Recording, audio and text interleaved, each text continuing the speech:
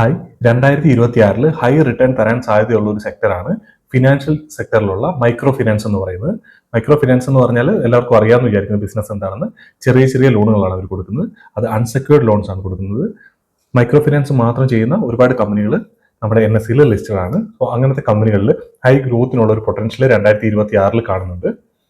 Micro ഫിനാൻസിൽ അവർ ചെയ്യുന്നത് ചെറിയ ചെറിയ ബിസിനസ് ലോണുകളാണ്. എന്ന് വെച്ചാൽ അൺസെക്യൂർഡ് ആയിട്ടുള്ള ലോൺ ആണെന്നുള്ളതാണ് പ്രൈമറി ആയിട്ട് മനസ്സിലാക്കേണ്ട കാര്യം. നോർമലി നമ്മളൊരു ഹോം ലോൺ എടുത്താലോ അല്ലെങ്കിൽ വെഹിക്കിൾ ലോൺ എടുത്താലോ അതൊക്കെ നമ്മൾ കൊളാട്രൽ സെക്യൂരിറ്റീസ് കൊടുക്കേണ്ടതായിട്ട് വരും. ഇപ്പോൾ നമ്മൾ ഹൗസിംഗ് ലോൺ എടുത്താൽ വീടിന്റെ ആധാരം കൊടുക്കേണ്ടതായിട്ട് വരും. അതല്ലാന്നുണ്ടെങ്കിൽ നമ്മളിപ്പോൾ ഒരു വെഹിക്കിൾ ലോൺ ആണ് എടുക്കുന്നതെങ്കിൽ ഹൈപ്പോത്തിക്കേഷൻ ഉണ്ടാവും നമ്മുടെ RC ബുക്കിൽ. സോ ആ രീതിയിൽ, അല്ലെ ഗോൾഡ് ലോൺ ആണെങ്കിൽ നമ്മൾ ഗോൾഡ് കൊടുക്കേണ്ടതായിട്ട് വരും. സോ ആ രീതിയിൽ നമ്മൾ സെക്യൂർഡ് ആയിരിക്കും ആ ബുക്കുകളല്ല, ലോൺ ബുക്കുകളല്ല. മൈക്രോ ഫിനാൻസ് എന്ന് പറഞ്ഞാൽ നമ്മുടെ പേഴ്സണൽ ലോൺ പോലെ അല്ലെങ്കിൽ ക്രെഡിറ്റ് കാർഡ് ലോൺ പോലെ അൺസെക്യൂർഡ് ആയിട്ടുള്ള ഒരു ലോണാണ്. അതുകൊണ്ട് തന്നെ ഇത് പ്രൊവൈഡ് ചെയ്യുന്ന കമ്പനികൾക്ക് ഒരുപാട് റിസ്ക് ഉണ്ട്, ക്രെഡിറ്റിന്റെ റിസ്ക് ഉണ്ട് അവിടെ. കാരണം എന്താണെന്ന് വെച്ചാൽ നാളെ ഇവർ പേയ്മെന്റ് ചെയ്തില്ല എന്നുണ്ടെങ്കിൽ ഹൈ റിസ്ക് ഉണ്ട്, അവർക്ക് ആ എമൗണ്ട് റിക്കവർ ചെയ്തെടുക്കാൻ കുറച്ച് ബുദ്ധിമുട്ട് വരും. അതുകൊണ്ട് തന്നെ ഈ സെക്ടറിൽ അവർ ചാർജ് ചെയ്യുന്ന ഹൈ ഇൻട്രസ്റ്റ് റേറ്റ് ആണ്. ഇപ്പം നമ്മൾ നോക്കിയാൽ നമ്മൾ സാധാരണ ഇപ്പോൾ ഒരു വെഹിക്കിൾ ലോൺ എടുക്കുന്നുണ്ടെങ്കിൽ 9-10% ആയിരിക്കും ഒരു പുതിയ വണ്ടിക്കുള്ള ചാർജ്. അതല്ല ഹോം ലോൺ ആണെങ്കിൽ ഏകദേശം ആ റേഞ്ചിലായിരിക്കും. പേഴ്സണൽ ലോൺ ആണെങ്കിൽ 10-12% ആയിരിക്കും. പക്ഷേ ആ സെയിം ടൈമിൽ നമ്മൾ ഈ MFI ലോൺസിലേക്ക് നോക്കിയാൽ 20%, 25% ഒക്കെയാണ് അവർ റിട്ടേൺ ആയിട്ട് ചാർജ് ചെയ്യുന്നത്. അതിന്റെ റീസൺ വേറെ ഒന്നുമല്ല, ഈ അൺസെക്യൂർഡ് ബുക്ക് ആയിരിക്കും എന്നുള്ളതാണ് ഒന്നാമത്തെ കാര്യം. പിന്നെ രണ്ടാമത്തെന്ന് വെച്ചാൽ ഇവർ ചെറിയ ചെറിയ ലോൺ എമൗണ്ട് ആയിരിക്കും കൊടുക്കുന്നത്. അതുപോലെ ഇവർ കൊടുക്കുന്ന ആൾക്കാരെന്ന് പറഞ്ഞാൽ ഫിനാൻഷ്യലി വെൽ സെക്യൂർഡ് ആയിട്ടുള്ള ആ രീതിയിലുള്ള ആളുകൾക്കായിരിക്കില്ല ഇവർ കൊടുക്കുന്നത്. ചെറിയ ചെറിയ എമൗണ്ടുകൾ വെച്ചിട്ട് ബിസിനസ് ചെയ്യുന്ന ആളുകൾക്കാണ് ഇവർ കൂടുതൽ ഈ ലോൺ കൊടുക്കുന്നത്. അതുകൊണ്ട് തന്നെ ഇവരുടെ ഈ പറഞ്ഞ ഒന്ന്, ഈ സെക്യൂരിറ്റീസ് ഒന്നുമില്ല. രണ്ട്, ഈ പറഞ്ഞ പോലെ റിട്ടേൺ എമൗണ്ട് വരാനുള്ള റിസ്ക് കുറച്ച് കൂടുതലാണ്. കാരണം ചെറിയ ചെറിയ ബിസിനസ്സുകൾക്കാണ് ഇത് കൊടുക്കുന്നത്. അതുകൊണ്ട് തന്നെയാണ് ഇവർ ഈ പറഞ്ഞ 25-30% ഒക്കെ ഇവർ റിട്ടേൺ ആയിട്ട് ഇൻട്രസ്റ്റ് ചാർജ് ചെയ്യുന്നത്. ഉദാഹരണം നോക്കിയാൽ ഇപ്പൊ നമ്മുടെ നാട്ടിലൊക്കെ ഇപ്പോൾ ഒരു ഉത്സവ സമയത്ത് ഉത്സവത്തിന്റെ ബിസിനസ് ചെയ്യുന്ന ആ സമയത്ത് ഉത്സവത്തിൻ്റെതായിട്ടുള്ള രീതിയിൽ ബിസിനസ്സുകൾ ചെയ്യുന്ന ആൾക്കാരുണ്ടല്ലോ. സോ അവർക്ക് ഈ ക്യാഷ് ആവശ്യമായിട്ട് വരുന്ന ഈ പറഞ്ഞ പോലെ ജനുവരി, ഫെബ്രുവരി മാസങ്ങളിലായിരിക്കും. അവർക്കിത് ഏപ്രിൽ, മെയ്, ജൂൺ മാസങ്ങളിൽ തന്നെ റിട്ടേൺ ചെയ്യാനായിട്ട് പറ്റും. അവർക്ക് ഒരു 5-6 മാസത്തേക്ക് ഈ ഒരു ബിസിനസ് ചെയ്യാനായിട്ടാണ് ഈ ഒരു ഫണ്ട് വേണ്ടി വരുന്നത്. ആ സമയത്ത് അവർ ഈ MFI കമ്പനികളുടെ അടുത്ത് പോയി അവർ ഈ പേയ്മെന്റ് ചിലപ്പോൾ വേണ്ടി വരുന്ന ചിലപ്പോൾ ഒരു 20,000-30,000 രൂപയുടെ ലോൺ ആയിരിക്കും അവർക്ക് ആവശ്യമായിട്ട് വരുന്നത്. സോ ഇത് ഇവർ പ്രൊവൈഡ് ചെയ്യും. ഇപ്പോൾ 20,000 രൂപയുടെ ലോൺ ആണെന്നുണ്ടെങ്കിൽ ഇവർ ഈ 20%, 25% ചാർജ് ചെയ്തിട്ട് അപ്പോൾ 6 മാസത്തിനൊക്കെയല്ലേ ഇവർക്ക് എമൗണ്ട് വേണ്ടി വരുള്ളൂ. അപ്പോൾ 20,000 കൊടുത്തിട്ട് 6 മാസം കഴിയുമ്പോൾ ചിലപ്പോൾ 22,000-23,000 രൂപയായിരിക്കും ഇവർ റീപേയ്മെന്റ് ചെയ്യേണ്ടത്. ഈ ബിസിനസ് ചെയ്യുന്ന ആളെ സംബന്ധിച്ചിടത്തോളം ഇതൊരു വലിയ എമൗണ്ട് ആയിട്ട് ഫീൽ ചെയ്യില്ല. സെയിം ടൈമിൽ ബാങ്കിനെ സംബന്ധിച്ചിടത്തോളം ഹൈ റിട്ടേൺ ചാർജ് ചെയ്യാനായിട്ട് പറ്റുന്നുണ്ട്. സോ ഈ രീതിയിലാണ് ഇവർ വർക്ക് ചെയ്യുന്നത്. പക്ഷേ റിസ്ക് ഞാൻ നേരത്തെ പറഞ്ഞല്ലോ, ഇതുപോലെ തന്നെ ഇതിന്റെ ക്രെഡിറ്റ് റിസ്ക് അവർക്ക് അതുപോലെ തന്നെ കൂടുതലാണ്. MFI സെക്ടർ ഇപ്പൊ 2024 തുടക്ക സമയത്ത് നോക്കിയാൽ ആ സമയത്ത് ഇവർക്ക് കുറെ ഇഷ്യൂസ് വന്നതിന് ശേഷം ആ ഒരു സെക്ടർ മൊത്തത്തിൽ ഡൗൺ ആണ്. അതായത് അതിൽ വർക്ക് ചെയ്തുകൊണ്ടിരിക്കുന്ന കമ്പനികളെല്ലാം പെർഫോമൻസ് വളരെ വീക്ക് ആയിട്ടാണ് പെർഫോം ചെയ്തുകൊണ്ടിരിക്കുന്നത്. അതിന്റെ റീസൺ എന്താണെന്ന് വെച്ചാൽ, ഒന്ന്, ഈ പറഞ്ഞ പോലെ അവിടെ NPS വരാൻ തുടങ്ങി. ഞാൻ പറഞ്ഞല്ലോ ഇത് ഹെവി റിസ്കുകളാണ്. അതുകൊണ്ട് തന്നെ NPS വന്നാൽ റിക്കവർ ചെയ്യാൻ ഇവർക്ക് കുറച്ച് ബുദ്ധിമുട്ടാണ്. ആ രീതിയിൽ ഇവർക്ക് ക്രെഡിറ്റിൽ, ഇവർ റീപേയ്മെന്റിൽ ഇവർക്ക് റിസ്ക് വരാനായിട്ട് തുടങ്ങി. ഒന്ന്, അതിനുശേഷം RBIയുടെ ഗൈഡൻസ് പുതിയതായിട്ട് വന്നിട്ടുണ്ടായിരുന്നു. 4 അതിൽ കൂടുതൽ ലോൺ ഉള്ളവർക്ക് പുതിയ ലോൺ കൊടുക്കാൻ പാടില്ല എന്നുള്ളൊരു ഗൈഡൻസ് വന്നു. ഈ ലോൺ എടുക്കുന്നതെന്ന് വെച്ചാൽ ഒരേ സമയത്ത് പല ഇൻസ്റ്റിറ്റ്യൂഷൻസിൽ നിന്നായിരിക്കും ലോൺ എടുക്കുന്നത്. അതുകൊണ്ട് തന്നെ ഇവർക്ക് ഓരോ ഇൻസ്റ്റിറ്റ്യൂഷനും കൊടുക്കുന്ന ചെറിയ എമൗണ്ട് മൊത്തത്തിൽ ഇവർ 3-4-5 സ്ഥലങ്ങളിൽ നിന്ന് ഈ ലോൺ എടുക്കുമ്പോൾ ഇവർക്ക് ഒരു വലിയ എമൗണ്ട് കിട്ടുകയും ചെയ്യും. പക്ഷെ ആ രീതിയിൽ കസ്റ്റമേഴ്സിന് എടുക്കാൻ പറ്റില്ല. അതുകൊണ്ട് തന്നെ ഇവർക്ക് കൊടുക്കാനുള്ള കസ്റ്റമർ ബേസ് കുറയാൻ തുടങ്ങി.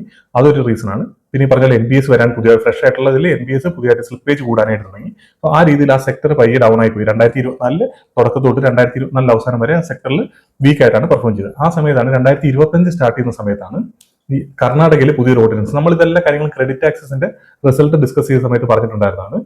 ഈ Q2 റിസൾട്ട് വന്ന സമയത്ത് കർണാടകയിൽ ഒരു ഓർഡിനൻസ് വന്നിരുന്നു. അതായത് നമ്മുടെ നാട്ടിൽ ഇപ്പോൾ ബ്ലേഡ് പലിശയ്ക്ക് ലോൺ കൊടുക്കുന്ന ആൾക്കാരുണ്ടല്ലോ. സോ അങ്ങനെയുള്ള ആൾക്കാരെ കൺട്രോൾ ചെയ്യാനായിട്ട്, അങ്ങനെ പലിശയ്ക്ക് കൊടുക്കുന്ന ആൾക്കാരെ കൺട്രോൾ ചെയ്യാൻ വേണ്ടിയിട്ട് ഗവൺമെന്റ് കൊണ്ടുവന്ന ഒരു ഓർഡിനൻസ് ആണ്.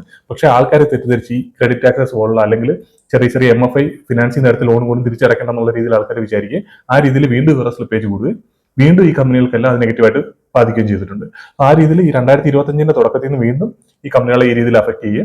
ഈ 2024-25 നോക്കിയാൽ മൊത്തത്തിൽ ആ സെക്ടർ നല്ല രീതിയിൽ പെർഫോം ചെയ്തിട്ടില്ല. എല്ലാ കമ്പനികളുടെ NPS കൂടി, അതുപോലെ തന്നെ ക്രെഡിറ്റ് കോസ്റ്റ് കൂടി, ഇവരുടെ പ്രൊവിഷൻസ് കൂടുതലായിട്ട് വന്നിട്ടുണ്ട്. GNPA, NNPA കൂടി. TPD ബക്കറ്റ്സിൽ നോക്കിയാൽ ആ സ്ലിപ്പേജ് റേഷ്യോ ഒക്കെ കൂടുതലായിട്ട് നമുക്ക് കാണാൻ പറ്റും. അത് അങ്ങനെ ഗ്രാജുവലായിട്ട് അങ്ങനെ കൂടി വരുമായിരുന്നു. അതിനുശേഷം ഈ 2024 എൻഡ് ഞാൻ പറഞ്ഞല്ലോ, കർണാടകയിൽ ഈ ഒരു ഓർഡിനൻസ് വരുന്നതിന് മുമ്പ് തൊട്ട് പയ്യെ അത് തിരിച്ച് റിക്കവർ ചെയ്യാൻ തുടങ്ങിയിട്ടുണ്ടായിരുന്നു. സോ അത് വന്നപ്പോൾ വീണ്ടും ഒന്ന് താഴേക്ക് പോയെങ്കിലും അതിനുശേഷം ഇപ്പൊ കഴിഞ്ഞ Q2-ലും Q3-ലും കഴിഞ്ഞ Q1-ലും ഈ Q2-ലും നോക്കിയാൽ നമുക്ക് കഴിഞ്ഞ Q4 തൊട്ട് Q4, Q1, Q2 നോക്കിയാൽ നമുക്ക് ഇതെല്ലാം റിക്കവർ ചെയ്യുന്നത് വരുന്നതായിട്ട് നമുക്ക് കാണാൻ പറ്റും. ക്രെഡിറ്റ് കോസ്റ്റുകൾ കുറയുന്നതായിട്ട് കാണാൻ പറ്റും. അതല്ലെന്നുണ്ടെങ്കിൽ ഇവർ ചെയ്യുന്ന പ്രൊവിഷൻസ് ഒക്കെ ഇപ്പോൾ ഓൾറെഡി എല്ലാ ബാങ്കുകളും മൊത്തത്തിൽ ഇവരുടെ NBAയിൽ വരുന്ന ലോണുകൾക്കെല്ലാം പ്രൊവിഷൻസ് ഓൾറെഡി പ്രൊവൈഡ് ചെയ്ത് പല കമ്പനികളും ഇതിനകത്ത് ലോസ് അവർ അക്സെപ്റ്റ് ചെയ്തിട്ടുണ്ട്. അപ്പോൾ അവർക്ക് എടുക്കാൻ പറ്റുന്ന മാക്സിമം ലോസ് അവർ എടുത്തു കഴിഞ്ഞിട്ടുണ്ട്. സോ അതിനുശേഷം പയ്യെ ഇവരെല്ലാം ഡിസ്ബേഴ്സ്മെന്റിന്റെ റേറ്റ് കൂടുന്നതായിട്ട് കാണാൻ പറ്റും. അതായത് പുതിയ ലോണുകൾ ഇവർ പ്രൊവൈഡ് ചെയ്യുന്നതിന്റെ എണ്ണം കൂടിയിട്ടുണ്ട്. അതേപോലെ തന്നെ ഇവരുടെ ക്രെഡിറ്റ് കോസ്റ്റ് പയ്യെ കുറഞ്ഞു വരുന്നതിനെ പറ്റിയിട്ടാണ് ഇവർ സംസാരിച്ചുകൊണ്ടിരിക്കുന്നത്. NNBയുടെയും GNBയുടെയും നമ്പേഴ്സ് കുറഞ്ഞു വരുന്നതായിട്ട് നമുക്കൊരു ഇത് സീക്വൻഷ്യൽ ആയിട്ട് നമ്മൾ ഈ ക്വാർട്ടർ ഓൺ ക്വാർട്ടർ തന്നെ നോക്കിയാൽ നമുക്കത് വ്യത്യാസം മനസ്സിലാക്കാനായിട്ട് പറ്റും. ഓരോ ക്വാർട്ടറിൽ വരുമ്പോഴത്തേന് ഈ ക്രെഡിറ്റ് കോസ്റ്റ് കുറഞ്ഞുകൊണ്ടിരിക്കുന്നു, അതേപോലെ NBSന്റെ നമ്പേഴ്സ് കുറഞ്ഞുകൊണ്ടിരിക്കുന്നു, ഫ്രഷ് ആയിട്ടുള്ള സ്ലിപ്പേജുകൾ കുറഞ്ഞുകൊണ്ടിരിക്കുന്നു ഒക്കെ നമുക്ക് കാണാനായിട്ട് പറ്റും.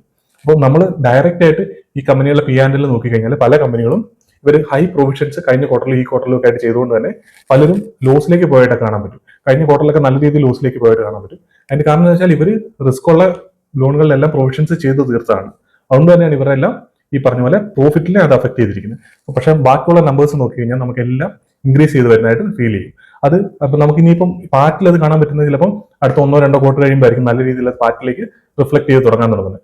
പയ്യെ ഇമ്പ്രൂവ് ചെയ്ത് കഴിഞ്ഞ ഇവർക്ക് നേരത്തെ ഉണ്ടായിരുന്ന ഈ ഒരു ഇഷ്യൂ ഉണ്ടാകുന്നതിന് മുമ്പ് ഉണ്ടായിരുന്ന പ്രോഫിറ്റിന് മുകളിലേക്ക് ഇത് പയ്യെ കയറാനായിട്ട് തുടങ്ങും. സോ ആ രീതിയിൽ നോക്കിയാൽ പയ്യെ ഡൗൺ ആയി ചെയ്തതിന് ശേഷം തിരിച്ച് റിക്കവർ ചെയ്ത് മുകളിലേക്ക് കയറി നമുക്ക് കാണാനായിട്ട് പറ്റും. ഇത് ഈ കമ്പനികളിലെല്ലാം പ്രൈസ് ചാർട്ട് നോക്കിയാൽ നമുക്കിത് മനസ്സിലാവുന്നുണ്ട്. എല്ലാ കമ്പനികളും കഴിഞ്ഞ ഒരു ജനുവരി, ഫെബ്രുവരി അല്ലെങ്കിൽ മാർച്ച്, ഏപ്രിൽ കൊണ്ട് തന്നെ ബോട്ടം ക്രിയേറ്റ് ചെയ്തിട്ട് പയ്യെ റിക്കവർ ചെയ്ത് തിരിച്ച് മുകളിലേക്ക് കയറിപ്പോൾ നമുക്ക് കാണാൻ പറ്റും. ഒരുപക്ഷെ 2026 മോസ്റ്റ് പ്രോബബ്ലി ഇവർക്കെല്ലാം നല്ലൊരു വർഷമാകാനുള്ള സാധ്യത വളരെ കൂടുതലാണ്. സോ ഈ രീതിയിൽ ഈ സൈഡിലുള്ള സെക്ടറിലുള്ള കമ്പനികളൊക്കെ നന്നായിട്ട് പെർഫോം ചെയ്യാനുള്ള ചാൻസ് വളരെ കൂടുതലാണ്. പക്ഷേ നമ്മൾ കമ്പനികൾ കൃത്യമായിട്ട് ട്രാക്ക് ചെയ്യേണ്ടതായിട്ടുണ്ട്. ഇപ്പം നമുക്ക് ഒരു 1-2 എക്സാമ്പിൾ പറഞ്ഞാൽ ഇപ്പോൾ ആർമാനുണ്ട്, അല്ലെങ്കിൽ ക്രെഡിറ്റ് ആക്സസ് ഗ്രാമീണുണ്ട്, അല്ലെങ്കിൽ IDFC ഫസ്റ്റ് ഉണ്ട്. അങ്ങനെ ഈ രീതിയിൽ കുറെ കമ്പനികളുണ്ട്. നിങ്ങൾക്ക് നോക്കിയാൽ ഗൂഗിൾ ചെയ്താൽ മനസ്സിലാവും ഏതൊക്കെ കമ്പനികളാണ് MFIയിൽ ഉള്ളതെന്നുള്ളത്. അതിനുശേഷം ഈ കമ്പനികളെല്ലാം കൃത്യമായിട്ട് പഠിക്കുക. അതുപോലെ തന്നെ ഈ കമ്പനികളെ കൃത്യമായിട്ട് ട്രാക്ക് ചെയ്യേണ്ടതായിട്ടുണ്ട്. ഞാൻ പറഞ്ഞില്ലേ, ഇപ്പോൾ സ്പെസിഫിക് ആയിട്ട് ഒരു കമ്പനിക്ക് എന്തെങ്കിലും ഒരു പ്രശ്നം പറ്റിയാൽ നമ്മൾ ഇൻവെസ്റ്റ് ചെയ്യുന്ന ഒരു കമ്പനിയാണെങ്കിൽ പോലും ഇപ്പം കർണാടകയിലെ ഞാൻ പറഞ്ഞല്ലോ, അവിടെ ഇപ്പം നമ്മുടെ ക്രെഡിറ്റ് ആക്സസ് ഗ്രാമിന്റെ കൂടുതൽ ബിസിനസ് വരുന്ന കർണാടകയിലാണ്. സോ കർണാടകയിൽ ആ ഒരു ഓർഡിനൻസ് വന്നപ്പോൾ ഏറ്റവും കൂടുതൽ അഫക്ട് ചെയ്ത് ക്രെഡിറ്റ് ആക്സസിനെയാണ്. സോ ആ രീതിയിൽ നമ്മൾ ഇങ്ങനെ ട്രാക്ക് ചെയ്ത് എല്ലാ കമ്പനികളും നമ്മൾ കൃത്യമായിട്ട് ട്രാക്ക് ചെയ്യണം. പ്രത്യേകിച്ച് നമ്മൾ ഇൻവെസ്റ്റ് ചെയ്യുന്ന കമ്പനികളെ കൂടുതലായിട്ട് ട്രാക്ക് ചെയ്യേണ്ടതായിട്ടുണ്ട്. കൃത്യമായിട്ട് അതിൽ നടക്കുന്ന കാര്യങ്ങളെല്ലാം നമ്മൾ അറിയണം. അപ്പോൾ അതുകൊണ്ട് തന്നെ ഈ കമ്പനികളെ കൃത്യമായിട്ട് പഠിക്കുക. അതിനുശേഷം ഈ ഒരു സെക്ടർ മൊത്തത്തിൽ നല്ല രീതിയിൽ പെർഫോം ചെയ്യാനുള്ള സാധ്യത 2026 27 ഉണ്ട്. സോ അത് പക്ഷേ ഇതെല്ലാം നന്നായിട്ട് നടക്കണം. നമ്മൾ ഇതിനെ കൃത്യമായിട്ട് ട്രാക്ക് ചെയ്യേണ്ടതായിട്ടുണ്ട്. പറ്റിയാൽ ഒരു മാസത്തിനുള്ളിൽ നമുക്ക് പരമാവധി ഈ സെക്ടറിലുള്ള കമ്പനികളുടെയൊക്കെ വീഡിയോസ്, ബിസിനസ് അനാലിസിസ് നമുക്ക് ചെയ്യാനായിട്ട് ശ്രമിക്കാം. നമുക്ക് എന്തായാലും മറ്റൊരു വീഡിയോയിൽ കാണാം.